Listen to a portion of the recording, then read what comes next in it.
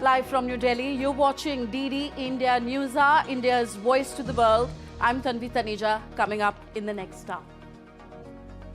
India's Defence Acquisition Council clears 3.6 lakh crore rupees worth of capital acquisition proposals for procurement to enhance combat capabilities of Indian Armed Forces. India's Commerce Minister Piyush Goyal says farmers' interests protected in India-US trade agreement. SBI report notes India's export of agri-commodities to US set to jump. And Russia fully blocks WhatsApp, proposes use of state-backed alternative Max. Kremlin says Meta failed to comply with local laws.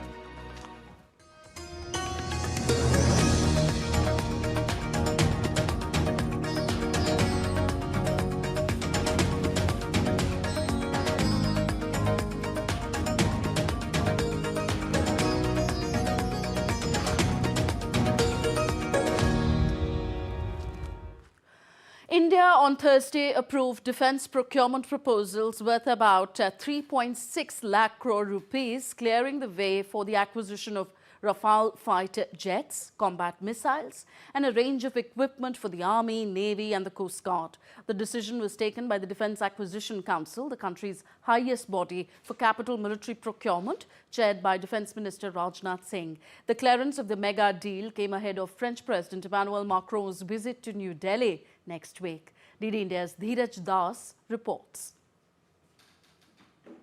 In a big boost to India's defence capabilities, the Defence Acquisition Council, under the chairmanship of Defence Minister Rajnath Singh, accorded Acceptance of Necessity, AON, for various proposals of the services at an estimated value of about 3.6 lakh crore rupees on Thursday. For the Indian Air Force, the IAF, the AON was approved for the procurement of multi-role fighter aircraft or MRFA Rafale, combat missiles and airship-based high-altitude pseudo-satellite ASHAPs. The majority of MRFA to be procured will be manufactured in India. The combat missiles will enhance the standoff ground attack capability and deep strike power and very high accuracy. The ASHAPs will be utilized towards carrying out persistent intelligence, surveillance and reconnaissance, electronic intelligence, telecommunications and remote sensing for military purposes. For the Indian Army, AON was accorded for the procurement of anti-tank mines, VIBAV, and overhaul of vehicle platforms and armored recovery vehicles, ARVs, T-72 tanks and infantry combat vehicles, BMP-2. VIBAV mines will be laid as anti-tank obstacle system to delay the advance of enemy mechanized forces. The overhaul of vehicle platforms of ARVs, T-72 tanks and BMP-2 will enhance service life of equipment, ensuring readiness and operational effectiveness of the Indian Army. For the Indian Navy, AON was cleared for 04 MW marine gas turbine-based electric power generator and P-8I long-range maritime reconnaissance aircraft. Induction of 04 megawatt marine gas turbine-based electric power generator will minimize the dependency on foreign manufacturers, ensure self-reliance and power generation requirement of the Indian Navy. For the Indian Coast Guard, the ICG, AON was accorded for the procurement of electro-optical infrared system for Dornier aircraft. The procurement will assist in enhancing the efficacy of maritime surveillance capability of the Coast Guard. Also, Defence Ministry has signed a contract with Hindustan Aeronautics Limited for the acquisition of 8 Dornier 228 aircraft. The ministry today said that the contract worth 2,312 crore rupees also includes operational role equipment of the Indian Coast Guard. The ministry said the contract worth 2,312 crore rupees also includes operational role equipment for the Indian Coast Guard. The Defence Ministry said that it reinforces the government's commitment to Atmanirbhar Bharat and Make in India while bolstering India's maritime security architecture. Dheeraj Das's report for DD India. And Vice Admiral retired Shekhar Sinha, former Chief of Integrated Defence Staff, joins us on DD India News Hour now. Welcome, sir, to the program. Well, how far will the acquisition of yet another batch of Rafale fighter jets from France boost the Indian Air Force's squadron strength and India's aerial defense and strike capabilities? Tanvi, thank you for getting me on your show. It's a very significant approval which has come today. It actually fills in a long-awaited requirement of getting the Air Force back to its 42 squadron strength. As you know that it was 2011 that we had given approval. We had done the selection, and Rafale was on the top of list. But unfortunately the Congress government at that time had got cold feet in giving the approval for the money, and they just kept dragging their feet.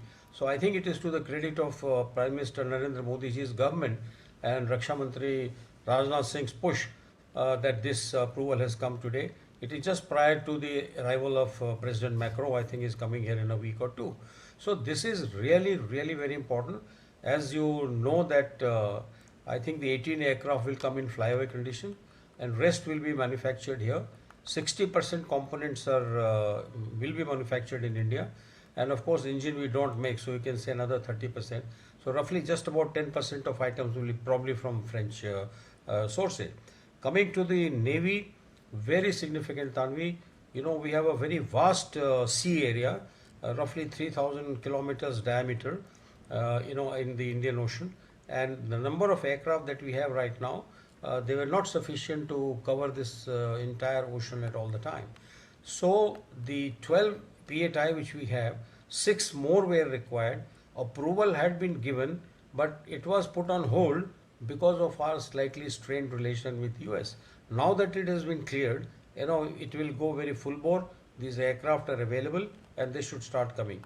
It gives you ability to detect submarine, to kill the submarine, to detect a warship if it is enemy warship. It carries the missile which can hit at long distances, and it has got sonobuoy system where it can monitor any submarine. Coming to the Coast Guard has got 8 Dornier aircraft, completely indigenous, is manufactured in Kanpur. The Air Force has also got a high altitude pseudo satellite system. Now these are the pseudo satellite, meaning that the high altitude balloons, they have very satellite equipment inside which can look at far areas and give advance notice for any intruding aircraft. So that is a good air defense radar system which will add to what we have with the S-400. Tanvi, this is really a great day for all these 3 services. Army, you just saw the video which was being shown. Amazing, all these were required. And I think government has taken a jump. It's a huge expenditure. It is now up to the armed forces to really take care of these and move in direction to have them procured and maneuver it so that it is up to the mark and it inducted into the service. So it's a very significant development. And coming specifically to the Rafale fighter jets to be acquired, most are to be manufactured domestically with, like you mentioned, 60% indigenous content. What does this mean as regards boosting India's indigenous defense production capabilities? Tanvi, it will reduce the logistics chain. Otherwise, you have to demand these components after they are worn out, or maybe they have fallen due to fair wear tear, or maybe a failure. Now, by the time you place an order outside country, original equipment manufacturer possibly in France, and by the time it comes to you, it has got many hurdles, foreign exchange, thereafter the customs duty, etc.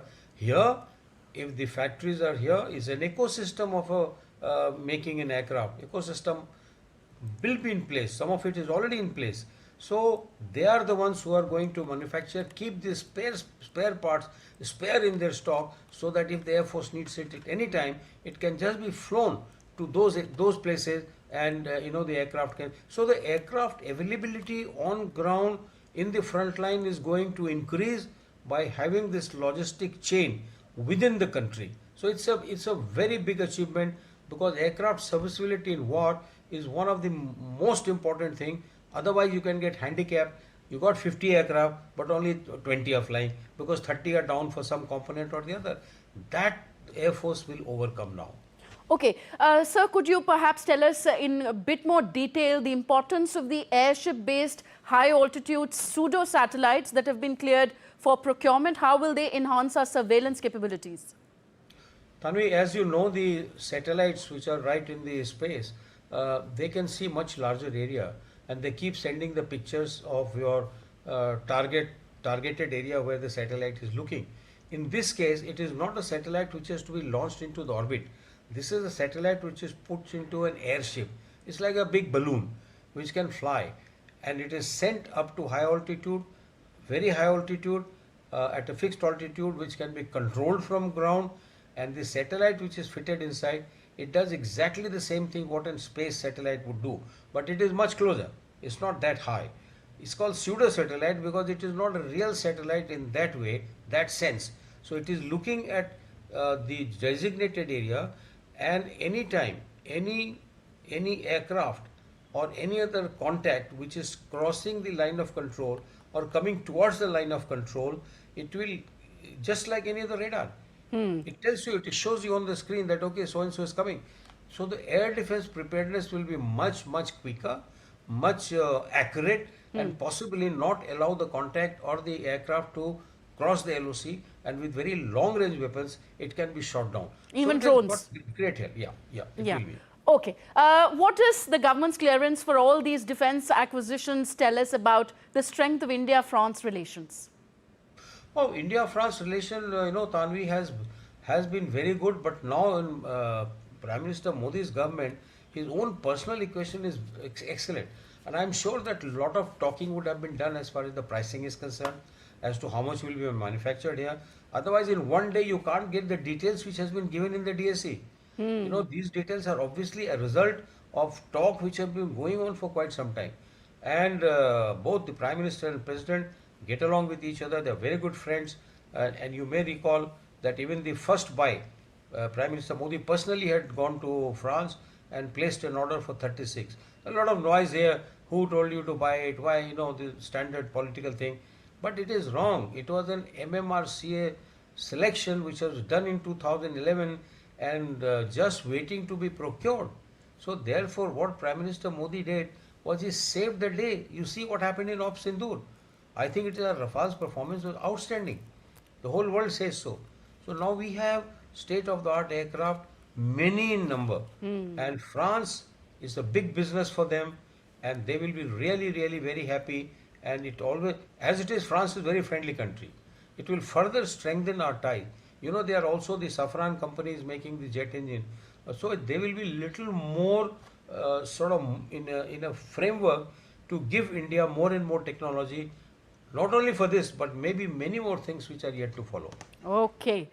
Thank you so much, sir, for explaining to us in great detail the significance of these mega procurement deals. Vice Admiral Shekhar Sinha joining us on DD India News Hour. Thank you very much. Still to come on this show. UNDP begins clearing huge Gaza City waste dump.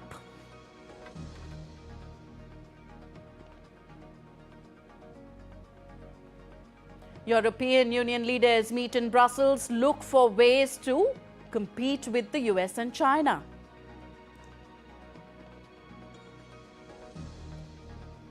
And Palestine ambassador to India, Abdullah Bushavesh, calls India big brother.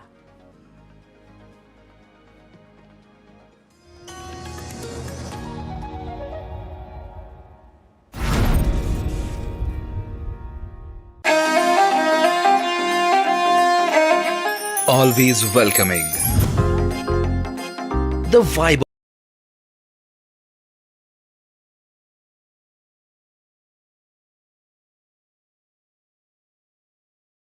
of Punjab is larger than life.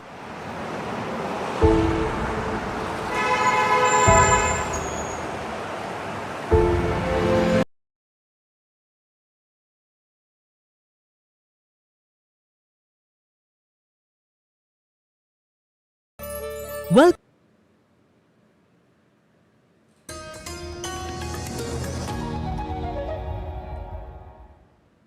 Welcome back. You're watching DD India News. I am Tanvi Taneja.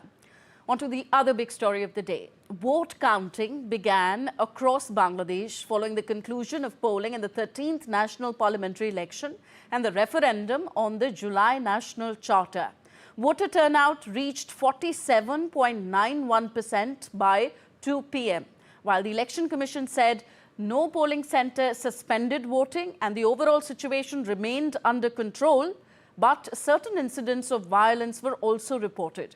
Leading Prime Ministerial hopeful Tariq Rahman of Bangladesh Nationalist Party BNP said he was confident of his victory. A report. Counting of votes began for the 13th parliamentary election in Bangladesh soon after voting concluded. Tens of millions of people voted for a new government following the 2024 ouster of long-time Premier Sheikh Hasina in a tumultuous youth uprising.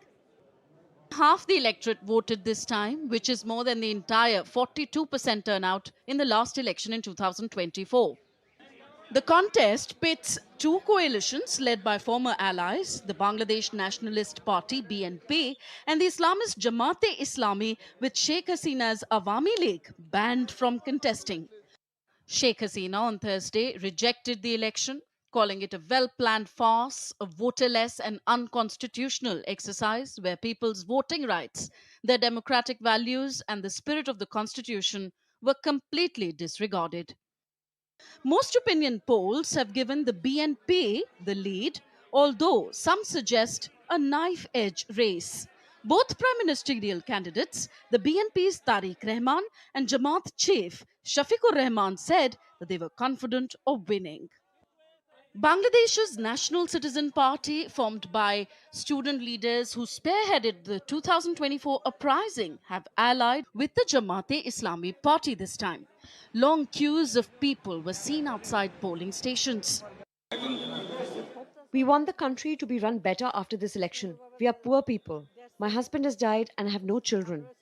We want help from the government. It's been so long since we had the chance to vote.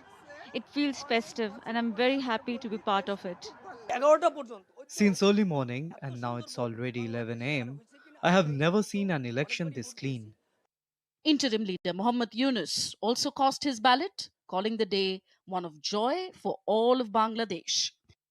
Nearly 128 million people were registered to vote in this year's election, 49% of them women, but only 83 female candidates contested. Alongside the election, a referendum was also held on a set of constitutional reforms.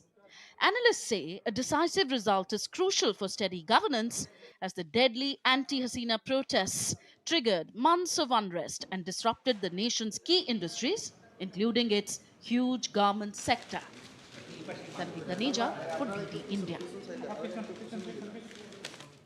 Efforts to end the Russia-Ukraine war are once again gaining momentum, with Kremlin saying that the next round of negotiations is expected soon, even as heavy fighting continues on the ground. Meanwhile, NATO defense ministers who are meeting in Brussels have reiterated their support for Ukraine. Details in our next report. Peace efforts in Russia-Ukraine war, mediated by the United States, appear to be gathering pace once again. The Kremlin on Thursday said it expects the next round of peace negotiation to take place soon, adding that there is already an understanding regarding the timing and location of the meeting. We have a certain understanding and we will keep you informed. As we said, we expect that the second round to take place soon, or rather, it will be third, next round, and it will be take place soon. We will inform you about the location too. However, tensions remain high on the ground. Russia said it has struck 141 Ukrainian military targets, including multiple deployment areas. Ukraine said Russia launched 24 ballistic missiles, 1 cruise missile and 219 drones in overnight attacks across the country. Ukraine also carried out a strike inside Russia.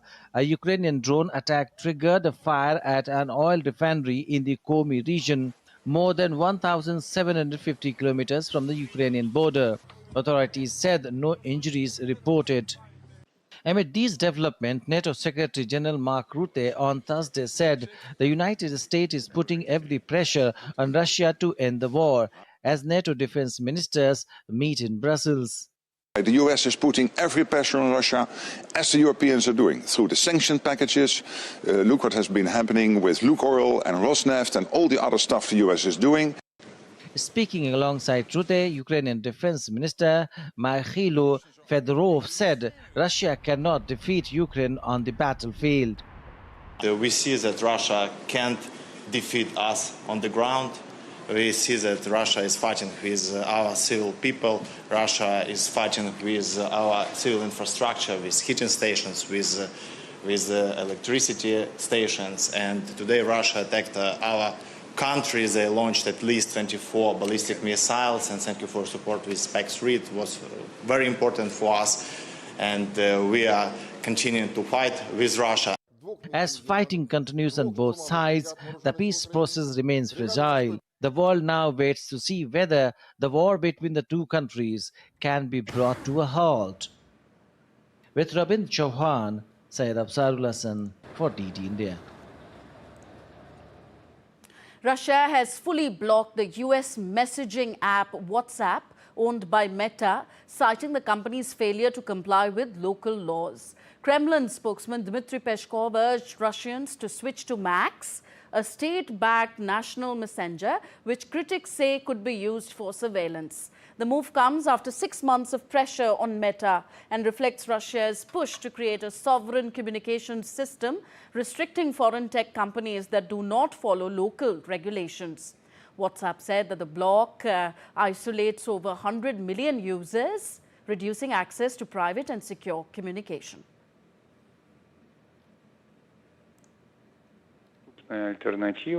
Max is an accessible alternative agreeing messaging app, a national messaging app, and it's a market-ready alternative for citizens. Regarding the WhatsApp block, our authorities did indeed state that due to Meta Corporation's unwillingness to comply with the norms and letter of Russian law, such a decision was indeed made and implemented. European Union leaders said on Thursday that it was urgent that they find ways to cut energy costs and improve competitiveness of European businesses to survive aggressive economic rivalry from the US and China. While few concrete decisions are expected from the retreat at a Belgian castle, the gathering will provide clues on whether the EU's 27 member states can overcome self-interest and agree to a joint plan of action. While all EU countries want a more competitive bloc, they disagree on how to get there and have done so for years. France is also pushing a Made in Europe strategy that would set minimum requirements for including European content and goods bought with public money. Germany disagrees with both ideas and says that the key is to boost productivity rather than build new debt.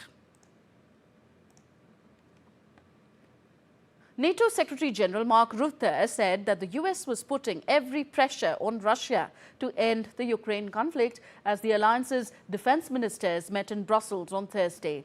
Rutte also said that the US is doing exactly what should be done when it comes to Ukraine, while mentioning about sanctions on Russian oil companies. The US is putting every pressure on Russia, as the Europeans are doing, through the sanction packages.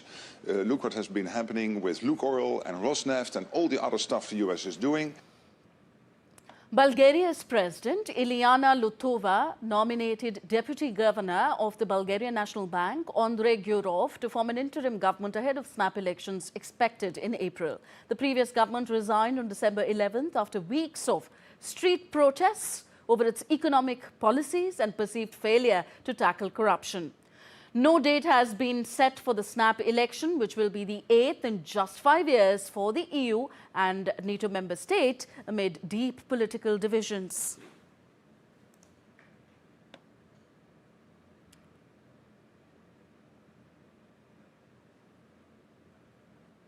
And next on to Gaza. The United Nations Development Programme has begun clearing a massive garbage dump in Gaza City, easing a growing environmental and health crisis, even as international diplomacy around Gaza's future shows differing global positions. United Nations Development Programme has begun removing a huge mound of solid waste that has buried Gaza's several districts. The dump, more than 3 lakh cubic meters in volume, formed after the access to Gaza's main landfill at Zur Haldik has cut off when the conflict began in October 2023. The area is now under Israeli control. This situation has been affecting all the people living in Gaza City, especially those living in this neighborhood who have been at risk of health concern, especially during the summer periods. But today is an important day because the first truck started removing the waste from here to a temporary dump site in central Gaza. Over the next 6 months, the waste will be transferred to a temporary, environmentally compliant site south of Gaza City, funded by the Humanitarian Fund and the European Union. UNDP says it has collected more than 570,000 tons of solid waste across Gaza since the conflict began, but warns that most landfills remain inaccessible. Meanwhile, countries have reacted cautiously to Trump's invitation to join the board. While some of Washington's Middle Eastern allies have joined, many of its traditional Western allies have stayed away. Israeli Prime Minister Netanyahu announced his country's decision to join Board of Peace. Netanyahu was in Washington to discuss Iran with Trump. However, Poland has declined to join, citing reservations over the initiative. In terms of the principles, I would say that under current circumstances, Poland will not join the work of the Board of Peace, but we will analyze it. New Delhi has said it is examining the US proposal to join Gaza's Board of Peace. We have received an invitation from the US side to join the Board of Peace. We are currently examining the proposal. As you know, India has consistently supported efforts aimed at promoting peace, stability and dialogue in West Asia. Our Prime Minister has welcomed initiatives that provide a pathway towards long-term and sustainable peace in the region, including Gaza. A new international body known as the Board of Peace was formally launched in January during 57th World Economic Forum in Davos, following a November vote by the UN Security Council. Under Trump's Gaza plan, the board was meant to supervise Gaza's temporary governance. Trump thereafter said the board, with him as chair, would be expanded to tackle global conflicts. The board will hold its first meeting on February 19th in Washington to discuss Gaza's reconstruction. With agency inputs, Tripti Tripaঠি's report for DD India. Meanwhile, Palestine ambassador to India, Abdullah Abu Shavesh, called India Big Brother, a title originally given by former president of the Palestinian National Authority, Yasser Arafat. The envoy thanked India for its significant development and humanitarian assistance to Palestine over the years, while also praising India's influence in global political discourse. India was with us since the beginning of Oslo Accord and establishment of the Palestinian Authority. India just with us was, still and will continue to be with the Palestinian people.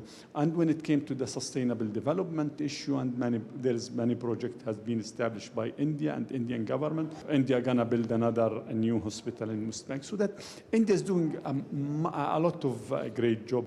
Because we look to India as the big brother, and India is not only the big brother. And I spent 8 years in the United Nations, and I know now how much India influence when it came to the global political global voice decisions and all of these. The Palestinian envoy to India reiterated the two-state solution to its conflict with Israel and expressed hope in the Gaza Board of Peace as the only way to achieving lasting peace in the region. Shavesh also advocated for India's permanent seat and the resultant veto power in the UN Security Council. I was there when we used to talk about the reform of the... Yes, it's an old organization, but the reform of the United Nations did not mean that destroying the United Nations, likewise many other voices. Increase the members of the... Increase the members, and of course the Security Council, even either to eliminate or to have more countries such as India to have the veto voice, or to stop this veto at all. On to South America now. When Venezuelan interim leader President Delcy Rodriguez said that she's been invited to the United States according to an interview released on Thursday by a US-based news outlet as US Energy Secretary Chris Wright visited Caracas. Rodriguez, the former vice president and oil minister, was sworn in as Venezuela's interim president in early January after the United States deposed President Nicolas Maduro. She and Wright faced the Herculean task of organizing the recovery of Venezuela's oil industry after decades of underinvestment, mismanagement and US sanctions, while putting US investors at the front of the line. You're watching DD India News Hour, still to come on the show. An expert take on voting in Bangladesh and its political future.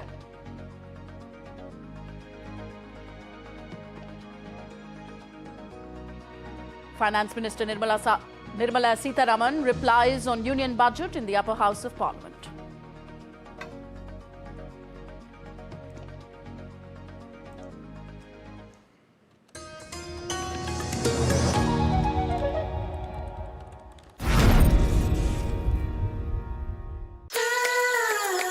The land of forests, nature's hidden jewel.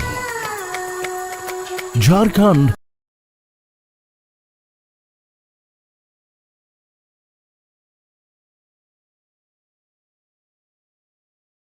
is a traveler's paradise. Welcome to Delhi.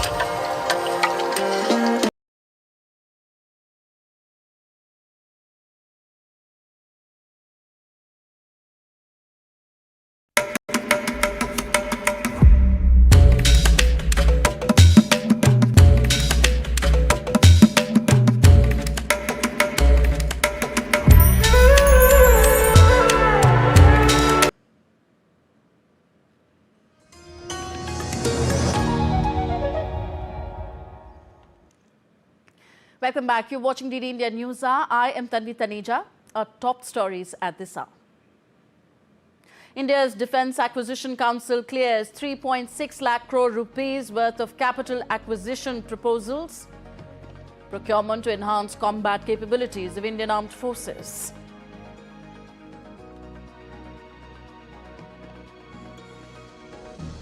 Russia fully blocks WhatsApp, proposes use of state-backed alternative Max. Kremlin says Meta failed to comply with local laws.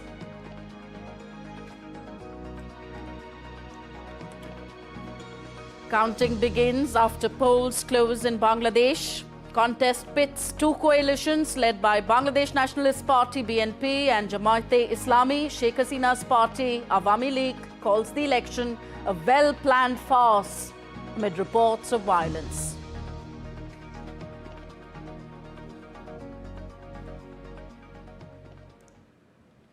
So as vote counting is going on in Bangladesh, it's a decisive moment for the country. Briefing media persons in New Delhi on Thursday, Ministry of External Affairs of India spokesperson Ranveer Jaiswal said that India stands for a free, fair, inclusive and credible elections in Bangladesh. We should wait for the outcome of the elections to see as to what sort of mandate has come out, and thereafter we will look at issues that are there. On the election per se, you know what our position has been. We stand for a free, fair, inclusive and credible elections in Bangladesh. So vote counting is going on across Bangladesh following the conclusion of polling in the 13th Jatiya Sansad or National Parliamentary Election and the accompanying referendum on the July National Charter. The voter turnout reached, as per official figures, 47.91% by 2 p.m., while the Election Commission said no polling centre suspended voting and the overall situation remained under control, but certain incidents of violence were also reported. So, interim leader Mohammad Yunus called it a day of joy. The results we can expect by tomorrow, and there are most of the opinion polls there have indicated a lead for the BNP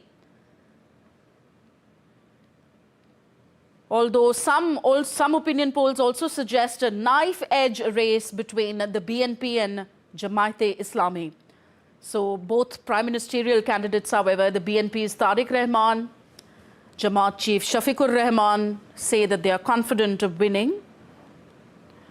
Nonetheless, these elections are going to be a turning point for Bangladesh because these elections were necessitated after the youth uprising in 2024.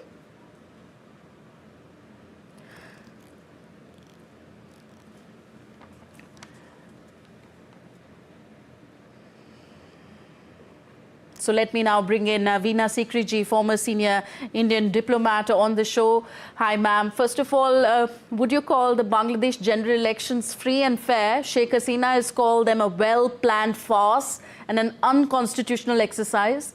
In this context, also a comment on Sheikh Hasina's Awami League being stopped from contesting. Yeah, absolutely. This election was just a farce. It is not an election. It is just a selection. And first of all, I think there was no huge uprising in 2024. It was not spontaneous. It was not a student uprising. It was a well-planned, meticulously designed regime change operation meant for the ouster of Sheikh Hasina, which is achieved. The organization behind the entire operation in Bangladesh is the Jamaat-e-Islami, which is Mohammed Yunus is just a spokesman of the Jamaat-e-Islami, and behind Jamaat-e-Islami is Pakistan. They have conducted this regime change operation at the behest of the Western powers, with China in the know. So we have to quite clearly realize that what has happened in the last 18 months, we've seen the attacks on the minorities, the attacks on the Awami League, the muzzling of the media. It's all meant to create a Jamaat-e-Islami victory through these elections. The Jamaat-e-Islami has taken control of the bureaucracy, of the judiciary. They have, through the democracy, they have changed all their individuals who were there earlier. They have put their own people in the media camps, and today they are hoping to win the election. But I must tell you that although you have said that there's a participation of 47% by 2 p.m. by the government, but this is a fake number by the government, because in the morning, about 3.5 hours after the voting, they themselves announced that the voting is only 15%, whereas we know that always in Bangladesh, I know I've been there, you know, always in Bangladesh, the early hours are the busiest. And many times when the voting booths used to open, you already had 1,000, 1,500 people waiting in line to vote. So we know that when today, after 3.5 hours, the Election Commission said there's less than 15% polling, that actually there was no polling at all. The Awami League, 40% has stayed away. The minorities, 7 to 8% have stayed away. The women have stayed away because the Jamaat of the Amir of the Jamaat-e-Islami made a terrible statement a few days ago, very derogatory to women. So they were really, really annoyed with him. And but the other thing to notice is that a very important fact indeed is that the referendum was held also today. It was a so-called July National Charter drafted in 2025, and they wanted to have a referendum. Now it's completely illegal. The entire Yunus regime is unconstitutional because they were sworn in on a constitution which had no provision for interim government. Then the referendum is not there in the Bangladesh constitution, so they're having a referendum. In fact, Yunus did not want to organize elections at all. He said, we need 4 years for reform, then we'll think of election. But only the pressure of the political parties forced him to have the election today. But of course, the Awami League was banned because they are a challenge to the Jamaat-e-Islami. You know, the Jamaat-e-Islami and the Awami League are the only two cadre-based parties in Bangladesh, and Jamaat-e-Islami felt that if Awami League were participating, they could never get more than 5 to 7% of the vote. They have never ever received more than 12%. In one election, they got 12.2, and that was it. So basically, A, this is an illegal election. It cannot be justified. B, we know that the participation was very poor. Whatever the government may say, we know the participation was very poor, even by the figures given by the Election Commission, and also because of the feedback from individual polling booths. I know people in Dhaka who said even at 12 noon or 1 o'clock, there was nobody in the polling booth in Dhaka. And when they went to ask the election people, they said, yeah, maybe 7, 8 people have come since the morning. So actually, this really has been a non-participatory election. The Awami League was banned. It was not allowed to participate because its activities had been banned. But even otherwise, it is a very disappointing election. So I think we have to see what they announce tomorrow, but I do not think any party is going to get the edge. And they possibly are going to declare a kind of unity government with both BNP and Awami League. But this is because Yunus himself wants to stay on as president. You see, in the referendum, which again is illegal, they have created about 84 questions divided into 4 subsections. And they want a yes vote on a yes or no vote on that. But the ballot papers for the referendum have no serial numbering. So it's a completely open question for the government to print as many as they want and stamp them because there's no serial numbering. Oh, that's surprising. That's shocking. Yes, that's shocking. How are they going to number if they don't have serial numbers there? Okay, point taken. Yes, you say that the turnout numbers are... we have to make sure that they are credible. Even then, there has been, say, 50% electorate out there to vote.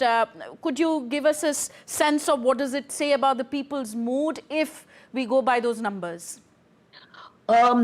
People's mood is very poor, quite indifferent. As I said, actually, I would never go by those numbers because, in the past, when Sheikh Hasina had an election in 2024, nobody accepted those numbers. So in Bangladesh, this is par for the course. You inflate the numbers, you rig the voting. We know as of last night that even the Jamaat-e-Islami was caught with thousands of crores of takas, and they were caught actually voting, they were caught stuffing the ballot boxes. So since the Jamaat-e-Islami is in control in the government, they've been doing all these things. I do not think the people of Bangladesh are going to accept these elections. It has been seen before that when they have a non-participatory election, then the people of Bangladesh feel they have been cheated. They've not been given the option to exercise their vote, and they're being forced to vote one way or the other, which they never like.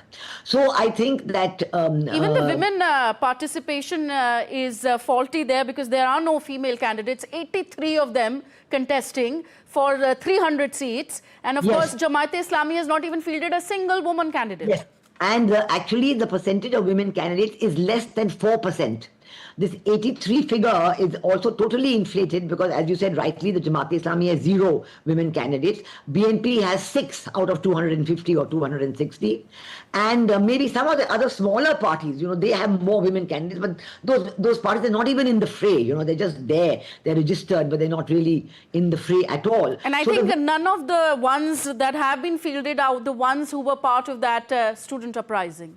Yes, I would like to finally draw attention. Yes, you're right. The NCP, the National Citizen Party, which was formed after the student uprising and supposed to be, representing the students, they are nowhere. Even in the university student union election, they were nowhere. The Islami Chhatra Shibir, which is the youth wing of the Jamaat-e-Islami, they won the seats there. So this just shows, and I'd like to draw attention to Sheikh Hasina's very strong message, which has come today. She's called the election a total farce, and she's really said that these election results should not be recognized because, they really have no meaning when the majority of people have not participated.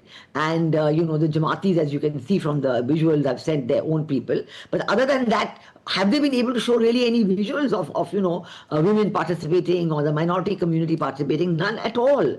So they put a lot of pressure on Awami League to participate, saying we'll kill your family if you don't participate. But still, the people have kept away. Sheikh Hasina's message, I think, should be heeded because we've seen before that the people of Bangladesh are very particular about the election. They value this ability to vote, and they want it to be a free and fair and inclusive vote.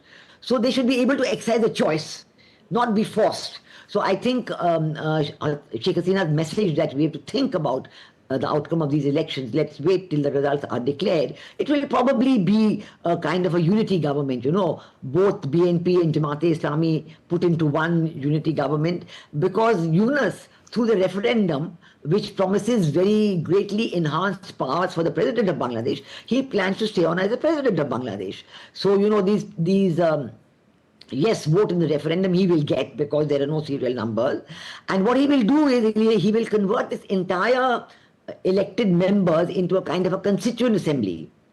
And since these elected members are only from the Jamaat-e-Islami and the BNP, and the Awami League has been left out, he will be able to get them to do whatever he wants on the constitution.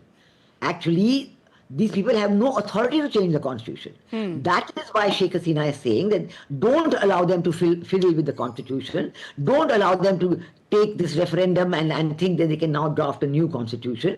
And that is why she's saying not to recognize the election results. It's a very, very important point, because once they change the constitution of Bangladesh and then start working on the new constitution, practically doing away with the 4 pillars of the 1972 constitution, which is democracy, secularism, nationalism and social justice. They want to completely eliminate those. They want to even eliminate the memory of the liberation war of 1971. Yes. So I think we have to really, be very, very careful now on what is going to happen next in Bangladesh. And it is shocking that all the Western countries who pride themselves on democratic institutions are willing to accept that the single largest political party in Bangladesh is not allowed to participate, and that the media is being totally muzzled. They're fully accepting that Awami Leaguers have been jailed and threatened with murder charges. They are fully accepting that. They are watching while the genocide on the Hindus, Buddhists, Sufis and Ahmadiyas are going on and pretending it's not happening at all. I mean, this is really shocking. And women continue to face harassment for contesting these polls. Yes, the credibility of these elections will be questioned, but we all stand by for the results tomorrow. Thank you very much, Veena Sikriji, for joining us on DD India News. All right, let's move on now. Prime Minister Narendra Modi interacted with elected BJP Panchayat members, municipality members and corporation members from across Kerala, including the Thiruvananthapuram Corporation, where the BJP was blessed with a historic mandate at 7 Lok Kalyan Marg, New Delhi. PM Modi discussed a wide range of subjects, notably ways to deepen the BJP's connect with the people, further the good governance model, as well as ease of living for citizens. Prime Minister Modi said it is clear that Kerala is fed up of the LDF and the UDF and is looking for BJP NDA governance with great hope. Therefore, elected members from the BJP NDA will work at the grassroots and address the challenges faced by the people. In the meeting with Kerala BJP elected representatives, every Karyakarta was given credit who has worked hard to build the party over the years. India's Finance Minister Nirmala Sitharaman on Thursday replied to the discussion on the Union budget in the Rajya Sabha a day after her address in the Lok Sabha. Sitharaman said that the budget reflects the achievements of the people, highlighting that the country is witnessing a rare phase of high growth coupled with low inflation. The Finance Minister said that the budget has been designed keeping in mind the vision of a developed India over the next 2 decades while strengthening a resilient and self-reliant nation. Is designed to lock in these gains, convert these macroeconomic stability factors into long-term productive capacities, and to extend this growth trajectory into the coming decade as well. So in this, Atmanirbharta is an important element, and that principle of Atmanirbharta will be kept in mind in everything that we plan for the economy. We have built domestic manufacturing capacity, and that is very obvious. And energy security is also something which we've kept in our minds while preparing the budget. Okay, commenting on the recent revisions made to the White House fact sheet for the India-US trade agreement, the Ministry of External Affairs spokesperson said that the amendments reflect shared understandings of both the countries. India and the United States had issued a joint statement on 7th February 2026 outlining the framework for an interim reciprocal and mutually beneficial trade agreement. India and the United States, we had agreed to a joint statement on the framework for an interim agreement on reciprocal and mutually beneficial trade. This was issued on 7th February 2026. The joint statement is the framework and remains the basis of our mutual understanding in this matter. Both sides will now work towards implementing this framework and finalizing the interim agreement. The amendments in the US fact sheet reflect the shared understandings contained in the joint statement. India's Trade and Commerce Minister Piyush Goyal said that around 90 to 95% of farm products produced in India have been left out of the trade agreement with the US, in which the interests of farmers have been protected. Goyal also stressed that the India-US trade agreement does not touch sensitive agriculture and dairy sectors. मैं मानता हूं लगभग 90-95% जो उत्पाद किसानों का होता है वो यूएस ट्रेड डील के बाहर है और जो भारत की आवश्यकता है जो हम आज भी इंपोर्ट करते हैं जो हमारे देश में किसानों को किसी प्रकार का हानि नहीं पहुंचाएगा ऐसे वस्तुओं को कैलिब्रेटेड मैनर में सोची समझी रणनीति तहत हमने अमेरिका को खोला है. As per an SBI research report, India's trade surplus with the United States could exceed $90 billion annually. This growth has been driven by rising exports and higher import potential. The agreement with the US, back on the heels of the wide arc of trade deals with the EU and the UK, catapults India to a unique strategic position wherein the country is poised to gain further momentum. The report says India's export of $1.36 billion of agricultural commodities will receive zero additional US duty access. India's export to the US on agri-commodities is also set to jump as 75% will now be zero tariff. Indian exporters could boost their top 15 items exports to the US by $97 billion yearly, with total exports potentially crossing $100 billion annually after recent tariff reductions.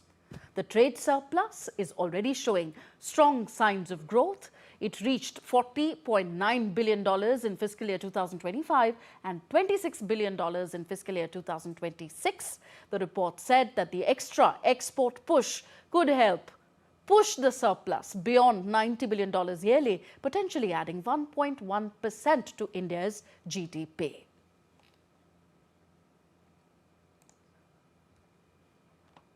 Following the trade deal between India and the United States, the agreement, their major industry stakeholders have welcomed the deal, commending Prime Minister Modi's leadership in expanding India's exports to the US market and strengthening bilateral economic relations. Due to this trade deal, our industry is going to benefit, I think, most because we are a labor-oriented manufacturing. So, US is constitute about 35% of our exports for diamonds, so which was coming close to 3-4% in last 5 months. So, I think with this trade deal, we'll be able to compete with all competitors like Interop and all because they have zero duty. In a big way, the European market, which was not open, they used to be in high-end jewelry, and now we hope from India the high-end jewelry will be there, and export will bounce back in a big way, which we have lost in near last 1 year. As US opens, it will bounce back in a big way. You're watching DD India News Hour. Time now for some sporting action. India's Aishwarya Pratap Singh Tomar shot a world record to clinch the gold medal in the men's 50-meter rifle 3 positions at the Asian Shooting Championships in New Delhi. The 25-year-old defended his title with a total of 362 points after the kneeling, prone and standing rounds in the final. Overall, it was Aishwarya Pratap Singh Tomar's 5th individual shooting medal at the Asian Championships. India also completed a clean sweep in the men's 50-meter rifle 3 positions event, with Neeraj Kumar taking silver, Akhil Shevaran securing bronze. In the junior men's final, Adrian Karmarkar secured his 2nd gold medal of the championship with a comfortable victory over silver medalist Dmitry Kim of Kazakhstan. Sports Minister Mansukh Mandavia announced that the second leg of the Khelo India Winter Games will be held in Gulmarg of Kashmir from 23rd to 26th of February. It will be in continuation of the 6th edition of the Games after the first leg was held in Ladakh from 20th to 26th of January. Gulmarg will host the snow competitions and the Indian Army will defend its overall title. Gulmarg will feature 4 medal disciplines: ski mountaineering, alpine skiing, Nordic skiing and snowboarding, with around 400 athletes expected to participate. Alpine skiing is likely to draw the highest participation. At the end of the Ladakh leg of the Khelo India Winter Games this year, Haryana had topped with 4 gold medals. Italy trounced Nepal by 10 wickets to record their first ever win in the Men's T20 World Cup in Mumbai today. They produced a clinical show in only the second match of their maiden appearance in the competition. After their spinners bowled out Nepal for a paltry 123, brothers Anthony Mosca and Justin Mosca put on a ruthless, unbeaten opening stand to crush their opponents. Chasing 124, Italy knocked off the runs with 7.2 overs to spare. Younger of the two, Justin smashed 3 sixes, 5 fours to make 60 not out of 44 balls, while Anthony too cashed in on a deflated Nepal bowlers, clobbering 6 sixes and 3 fours to score 62 not out of 32 balls. Italy had lost the tournament opener to Scotland by a massive 73 runs in Kolkata.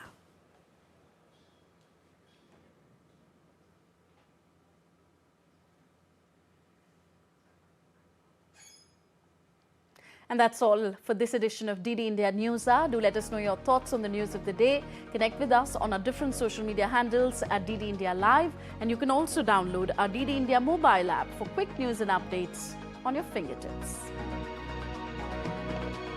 We'll be back with more news as it breaks here on DD India. I'm Tanvi Taneja from all of us here in New Delhi. Thank you for watching. Namaskar.